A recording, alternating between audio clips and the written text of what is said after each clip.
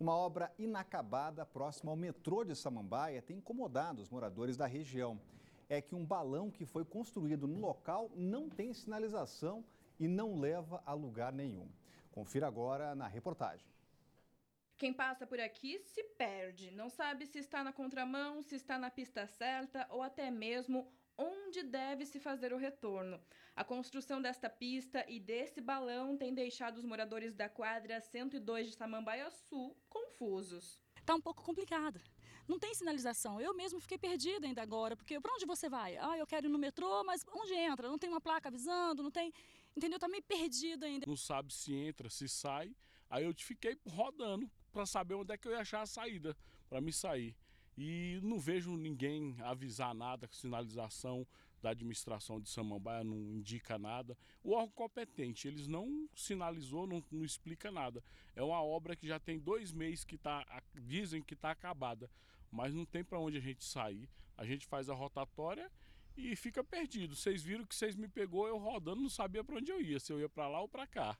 A obra faz parte da urbanização de 4 quadras de Samambaia, 101, 102, 301 e 302. Mas como ainda não foi completa, a dor de cabeça de quem mora na região parece não ter fim. É uma obra mal acabada, deram início, mas não terminaram com a obra correta aqui. Tá uma bagunça. Quem tem comércio próximo conta que durante a obra os negócios diminuíram, porque os clientes não conseguiam chegar até o estabelecimento. A sujeira e a poeira foram outros motivos para a queda do movimento. Várias pessoas reclamam da sujeira que tá, a bagunça que tá, muita pedra no meio da rua, do asfalto. A Novacap diz que a obra não está parada e a demora se dá devido ao tamanho do investimento. Segundo o órgão, o projeto da rotatória está concluído e vai ficar desse jeito mesmo, sem levar a lugar nenhum. Parece estranho, mas a intenção é construir um terminal rodoviário que faça a ligação dos ônibus com o metrô. Mas a expectativa dos moradores ainda é de que os ajustes fiquem prontos o quanto antes para levar benefícios para o trânsito e também para os pedestres. É uma coisa ótima, sabe? Para os moradores, o pessoal de Samambaia que anda de carro, os pedestres também. Enfim, é uma coisa boa, porém falta sinalização. De repente pode ser porque ainda não terminou a obra, né? Mas eu creio que quando terminar vai ficar ótimo. A gente vai falar sobre esse assunto com o Cláudio Humberto, já está com a gente por aqui. Muito boa tarde, Cláudio. Por enquanto que a gente vê que esse balão aí está meio furado, né? Pois é, mas o fato é o seguinte, né? Feliz do povo que reclama de obras que estão sendo realizadas. O pior é se não tivesse obra nenhuma, né? A obra claramente não foi concluída. É preciso que a Novacap, o órgão ou o DR que tenham se envolvido nessa construção, sinalize adequadamente, o quanto antes, é claro. Mas a gente viu as imagens mostram que é uma obra que ainda não foi concluída, né? Então, muita calma nessa hora. Vamos aguardar para ver o que é que vai acontecer. Olha, mais um incêndio de grandes proporções atingiu o Parque Nacional de Brasília. A área afetada foi perto do Poço Azul. O trabalho do Corpo de Bombeiros para conter as chamas durou cerca de 4 horas. O fogo se alastrou pela vegetação às 3h30 da tarde desta segunda e só foi controlado por volta das 7h30 da noite. O trabalho contou com 45 militares, 8 carros e um avião de combate a incêndios florestais. A perícia vai determinar o que pode ter causado o incêndio. Só neste ano já foram registrados 1.278 incêndios florestais. Em 2018, até o mês de junho, foram 738 ocorrências. Após 5 meses de tramitação, a proposta de reforma da Previdência deve entrar hoje na fase decisiva, com o início da discussão do texto no plenário principal da Câmara. O presidente da Casa, Rodrigo Maia, passa o dia movimentando as últimas peças nesse xadrez para viabilizar a aprovação até justamente o fim de semana. Quem está chegando com mais detalhes para a gente é a Renata Dourado. Muito boa tarde, Renata. Já tem até deputada falando em votação no sábado. Será, Renata, que vai ter? Trabalho no fim de semana? Acho difícil. O que você acha? Olha, tem que votar antes do recesso, né? Não pode passar disso. Pois é. Boa tarde para você, seja bem-vindo aqui ao Banco Cidade de Primeira Edição, para o Cláudio, para todos que nos acompanham. Olha, perguntado sobre isso hoje, o presidente da Câmara, Rodrigo Maia, disse que ele deve votar, ele está sendo bem otimista com relação a essa votação, deve votar até sexta-feira. Então, há toda uma mobilização para que isso aconteça. Qual o cronograma dos mais otimistas, incluindo o presidente da Câmara, Rodrigo Maia? Tem uma sessão que vai ser aberta logo mais, que é uma sessão de debates. Hoje teremos uma outra sessão que está prevista para começar entre 18, 6, 7 horas da noite. E aí a previsão é que nessa sessão da noite, aí com certeza vai varar a madrugada dentro, já seja votado o texto que foi aprovado na comissão especial. Repito, nós temos imagens aí, então a sessão está sendo aberta agora, já tem quórum suficiente. Ontem também teve quórum para abrir essa sessão. Hoje já tem esse quórum suficiente, que é uma questão aí de tramitação normal, Rodrigo, para que haja essa sessão à noite, a fim de que de fato esse texto seja votado. Então, deve votar o texto base e aí a ideia é que os destaques sejam votados amanhã. Houve um acordo entre líderes partidários, e aí o presidente da Câmara, Rodrigo Maia, está liderando, está sendo o principal articulador dessa reforma, para que os partidos da base não apresentem as emendas, ou seja, sugestões de mudanças ao texto. Mas é óbvio que esse acordo não atinge a oposição. A oposição, portanto, deve apresentar, certamente vai apresentar esses destaques, essas emendas amanhã, e aí eles vão votar, portanto, essas emendas e, de acordo com a previsão mais otimista, na sexta-feira, portanto, haverá a votação em segundo turno. Então, a gente lembra que trata de uma PEC, proposta de emenda constitucional. O governo precisa aprovar em 2 turnos na Câmara, e a ideia, como você bem disse, é aprovar antes do recesso, que começa na semana que vem, dia 18, e depois o texto segue para análise do Senado, onde vai passar primeiramente pela CCJ, Comissão de Constituição e Justiça, e também precisa passar por 2 turnos no plenário do Senado. Bem, o governo precisa de pelo menos 308 votos, 308 deputados para aprovar essa reforma da Previdência. Há um olhar otimista de que o governo, a base, tem aí algo em torno de 330, 340 votos, então deve aprovar aí de forma confortável, mas é claro que em se tratando de política, a gente só vai saber mesmo quando vê os números no placar, né, Rodrigo? E a gente vai ficar acompanhando toda essa tramitação, toda essa articulação, para ver se de fato esse texto vai ser aprovado ainda essa semana no plenário da Câmara, e isso em 2 turnos. E a Renata continua de olho. Obrigado, Renata, acompanhando toda a movimentação. Cláudio Humberto, na minha terra, fala assim: o cavalo está passando encilhado. Vão montar nesse cavalo da Previdência ou vão deixar passar? Não, eu acho que sim, eu acho que vão montar no cavalo, vão aprovar a Previdência. O governo já tem estimativas que apontam para 342 votos. Vai ser por aí mesmo, é essa estimativa. Se a gente somar todos os partidos que orientam seus deputados a votarem favoravelmente à reforma da Previdência, são mais de 370 votos. Mas o governo conta que desses 370 haverá sempre algumas defecções, é por isso que as contas mais conservadoras apontam para entre 330 e 340 votos. Vamos esperar para ver o que é que acontece, mas uma coisa já está certa, né? O presidente da Comissão Especial de Reforma da Previdência anunciou hoje que essa PEC tem que ser votada, como toda PEC, em 2 turnos. E o segundo turno de votação pode acontecer, sabe quando, minha gente? Sábado à tarde. Que maravilha, hein? Ver deputado trabalhando no fim de semana, não há nada que pague isso. Olha, um professor de catequese é suspeito de abusar sexualmente de 15 crianças com idades entre 4 e 10 anos lá no Guará. Tá aí, portanto, está vendo as imagens. Segundo a Polícia Civil, o suspeito é este que aparece na tela, José Antônio Silva, de 47 anos. Ele está foragido. Ele também era instrutor em uma escola de futebol na cidade. Ainda de acordo com a polícia, há mais de 20 anos o acusado vem abusando dos menores. As investigações tiveram início depois que uma das vítimas, que hoje está com 30 anos, denunciou o que acontecia quando era menor de idade. Quem souber de qualquer informação sobre o José Antônio pode ligar para o Disque Denúncia. Anote aí o número é 197.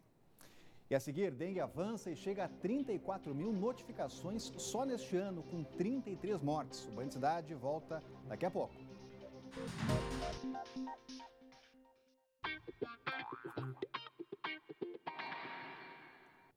Você sabia que a rouquidão frequente pode ser um sinal de problema maior, como até um tumor? Pois é, e que o HPV pode levar a um câncer. Cerca de 7% da população pode ter HPV na boca e todos os anos surgem mais de 40 novos 1.000 casos, aliás, 40 novos casos da doença na região da cabeça e do pescoço. Ao meu lado, o oncologista Luiz Cláudio Teixeira. Obrigado pela presença aqui no Band Cidade, doutor. Um assunto extremamente importante. Primeira pergunta, como identificar, né? Quais são os primeiros sintomas e quando a pessoa deve procurar o médico? Bom, deve procurar o médico porque estamos tratando de tumor de cabeça e pescoço e o que mais preocupa são os impactos que ele dão de sintomas. E são, primeiro, um local fácil de você identificar quando se trata em boca. Então, lesões na boca, feridas na boca que não se tratam, que não se curam, devem ser avaliadas. Outras coisas são órgãos que você não consegue visualizar, que é a sua laringe, que é responsável pela produção da voz, como você mesmo diz, rouquidão. Então, pacientes com rouquidão, pacientes com dores para deglutir ao engolir, que persistente, e com lesões em cavidade oral, são pacientes que devem procurar atendimento para detecção precoce no caso de ser um câncer de cabeça e pescoço. E esse é um alerta importante, doutor, porque tem muita gente que tem uma feridinha, algo que não passa. Sim. E não vai procurar o médico, começa a tentar se automedicar e pode ser um grande risco. Né? Sim, e às vezes são sintomas que começam pequenos, começam discretos. Começa uma rouquidão, a rouquidão não passa, ela progride, a pessoa vai deixando. Começa uma dor quando engole uma coisa que arranha a garganta, ela também não procura. E quando procura, geralmente vem em estádios mais avançados, a doença mais avançada. É importante a detecção precoce porque a sobrevida e a qualidade de vida pós-tratamento é diretamente relacionada à precocidade do diagnóstico. Então, pacientes que têm diagnóstico precoce, eles vão responder melhor ao tratamento e vão ter uma qualidade de vida melhor. Lembrando que cabeça e pescoço, o tratamento cirúrgico ele deixa sequelas. Então, quanto antes a gente souber e conseguir tratar, melhor vai ser a resposta e menor a sequela para o paciente. E é até bom já alertar qual pode ser esse tipo de sequela, pode ser perda de voz, doutor, sim, capacidade de falar? Se você pensar que você vai retirar um órgão que está doente, se você tem uma laringe, por exemplo, que é o órgão que tem a corda vocal, que produz a voz e responsável também pela passagem do ar até os pulmões, se você perde esse órgão, primeiro, você vai perder a corda vocal, você vai perder a voz, você vai ter que usar outros métodos de reabilitação para tentar recuperar algum grau de fonação, como também vai ter que usar aquele aparelhinho, né, que é a traqueostomia, que é aquela abertura na traqueia, porque você perdeu aquele órgão. Então, quer dizer, realmente você pode ficar curado, mas você vai ter um impacto, você vai ter uma sequela para você e para o resto da sua vida. Para deixar uma mensagem positiva, doutor, antes de encerrar, é possível vencer o câncer? É possível vencer o câncer, contanto que você detecte precocemente, e o ideal não é detectar precoce, é prevenção, tabagismo, alcoolismo e avaliar casos de HPV, e aí entra a vacina de HPV. Ficou alerta. Doutor, muito obrigado pela presença aqui no Band Cidade. Obrigado a vocês, obrigado. Muito obrigado. Agora, um telespectador mandou para a nossa redação uma imagem de uma casa do Guará cheia de entulho. Além do perigo de bichos, o local pode se transformar em um criadouro do mosquito da dengue. Um verdadeiro perigo em um ano em que foram notificados mais de 34 mil casos da doença e 33 mortes. Por fora, a situação nem parece tão caótica, mas por dentro, essas imagens enviadas por um telespectador vizinho ao lote mostram a situação de abandono. A casa fica no conjunto B da QI 20 no Guará 1 e no local há muito entulho e peças de carros amontoadas. Um prato cheio para a proliferação do mosquito Aedes aegypti, transmissor do vírus da dengue. Nós viemos até aqui ao terreno com entulhos após a reclamação de um morador que pediu para não ser identificado.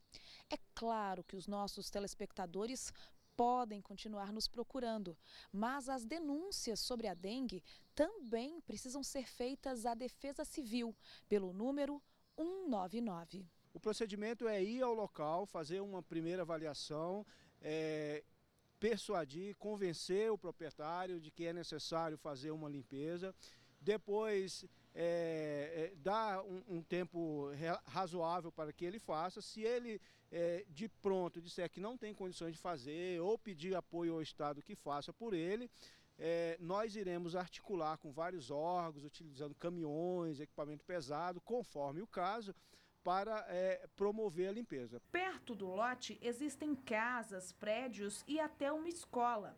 Um dos alunos do colégio é o Felipe, de 8 anos. A mãe dele conta que a criança já teve dengue 2 vezes somente este ano.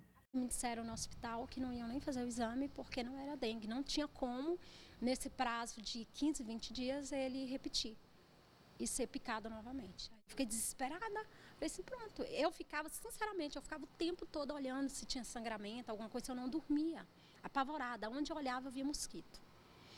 Muito desesperada. Eu fiquei, mas graças a Deus que, não passou de um susto, ele ficou bem. Felipe faz parte das estatísticas da Secretaria de Saúde.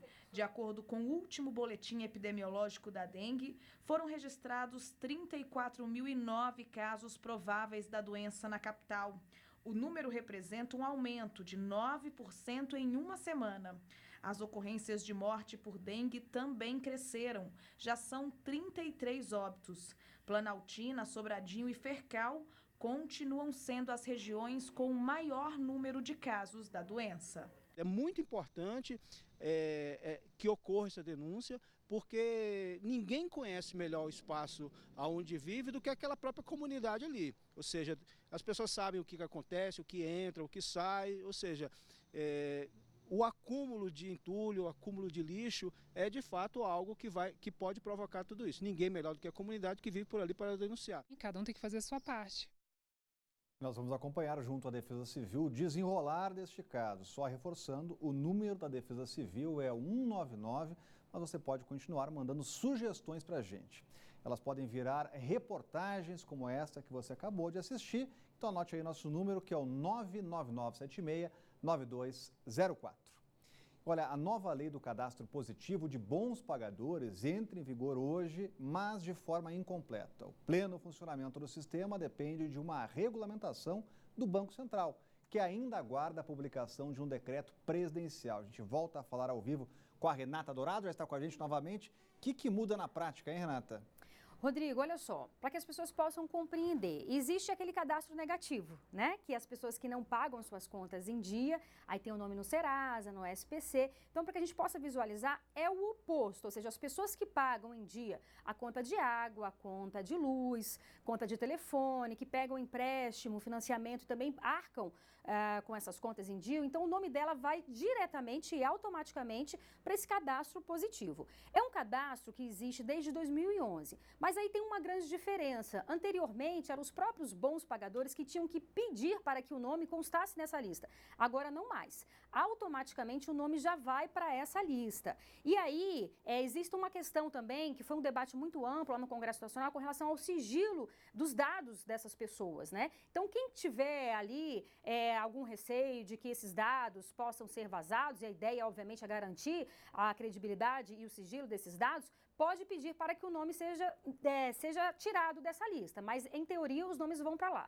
E qual é a grande vantagem? A grande vantagem é que esses bons pagadores tenham benefícios. Por exemplo, na hora de pegar um financiamento, na hora de pegar um empréstimo, que eles tenham não só mais facilidade, mas que também, em tese, eles tenham juros menores para conseguir esses empréstimos e esses financiamentos. Seria como se fosse uma grande vantagem para essas pessoas, né? Só que é óbvio que isso a gente vai ver na prática, se isso realmente vai se firmar, se isso vai se concretizar, se eles vão ter esses juros menores, e algo em torno de 100 milhões de consumidores devem ter o nome, portanto, nesse cadastro positivo. Rodrigo. Obrigado, Renata. Cláudio Humberto, na prática, vamos ter juros menores ou é conversa para boi dormir aí? Bom, até agora quem participa de programas semelhantes, não tem muito a comemorar. A redução de juros é insignificante, por enquanto. Agora, é uma boa iniciativa, que a ideia, em princípio, é muito positiva. Resta saber se isso vai dar algum resultado. O ideal mesmo é que nós, os consumidores, também tivéssemos o direito de inscrever bancos que nos tratam mal num cadastro de maus bancos, de instituições que não merecem, que os clientes os procurem. Porque é sempre uma questão em que o consumidor leva pior sempre, está em desvantagem nessa briga aí, nessa queda de braço com o banco. É mais ou menos o diálogo entre a navalha e o pescoço. E o CAD condenou 11 empresas e 42 pessoas por formação de cartel e licitação de trens e metrôs em 3 estados e aqui no DF. O processo foi aberto há 6 anos. O Tribunal do CAD, o Conselho Administrativo de Defesa Econômica, condenou os envolvidos em pelo menos 26 projetos. As empresas e os funcionários são acusados de fraudar licitações públicas de trens e metrôs em São Paulo, também em Rio de Janeiro, Rio Grande do Sul e aqui no Distrito Federal. A investigação começou após um acordo de leniência entre o CAD e a multinacional alemã Siemens.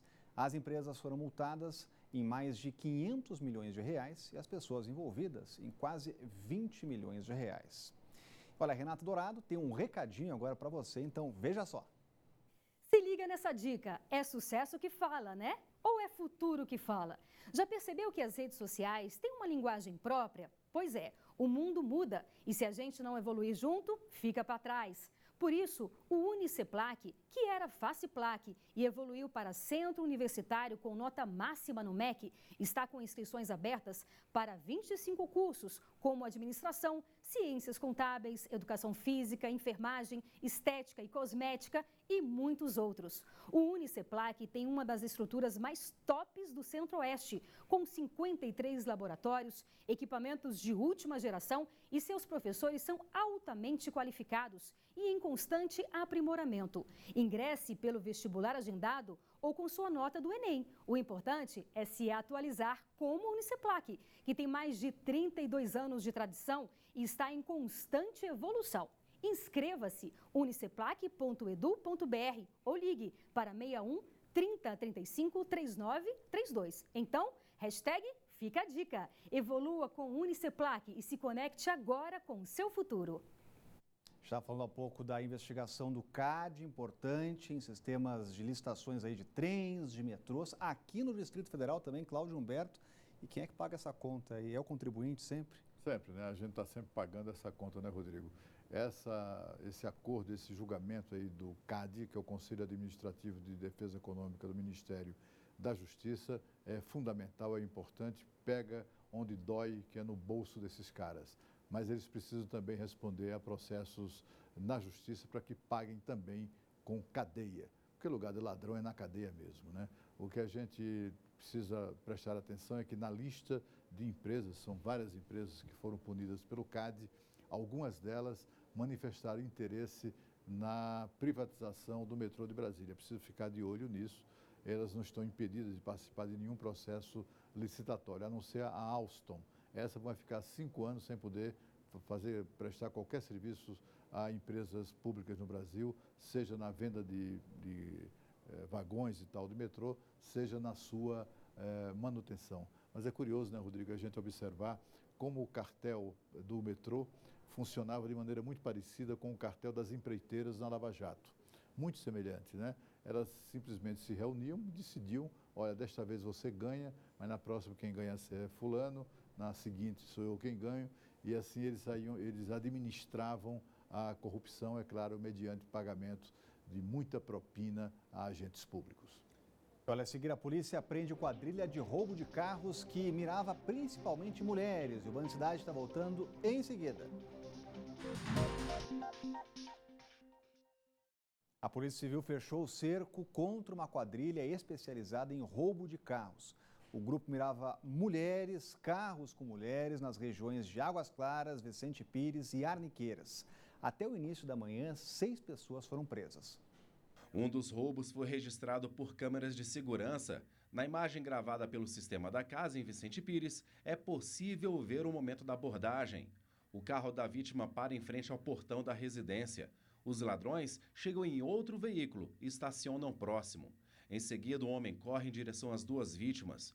O suspeito obriga a motorista a descer e depois foge, levando o carro dela.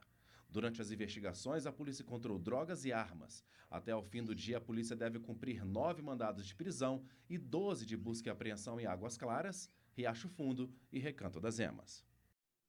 É lei, mas nem todo mundo sabe. Jovens de baixa renda, que têm entre 15 e 29 anos, podem viajar de graça de ônibus pelo Brasil e ter outros benefícios, como descontos em shows e cinema. É o programa Identidade Jovem. Ana Caroline ficou sabendo do benefício há mais ou menos um ano. Ela é de Minas Gerais e atualmente estuda em Urutai, em Goiás, e viaja de ônibus com certa frequência, mas só conseguiu utilizar as passagens gratuitas 2 vezes. Só que é muito difícil conseguir. Acho que quando eu tenho esse benefício eu só usei ele 2 vezes. Às vezes você chega para comprar passagem não tem, mas porque é só 2 benefícios por ônibus. Desde 2015, a lei está valendo, garantindo esse direito aos jovens de todo o país. A grande questão é que muitos nunca ouviram falar do programa. As empresas de transporte rodoviário disponibilizam 2 vagas em cada viagem para os usuários. Todo jovem brasileiro pode usufruir desse benefício, né? Aqui no DF a gente tem uma dificuldade porque ele nunca foi divulgado maciçamente. Então a gente está fazendo um trabalho com as escolas, com as secretarias, com as administrações, para que as pessoas entendam e saibam que esse programa existe, e que é um programa federal e que não custa nada, é gratuito. Para ser beneficiado, é necessário fazer um cadastro no aplicativo do ID Jovem. Eric não conhecia esse benefício, mas já baixou para poder viajar durante as férias da escola. Em 6 meses eu viajo, que eu vou visitar meu pai. Lembrando que menores de idade precisam apresentar a autorização dos pais para solicitar as passagens e levar o documento de identificação no ato da compra. Para mais informações, é só entrar no site idjovemjuventude.gov.br.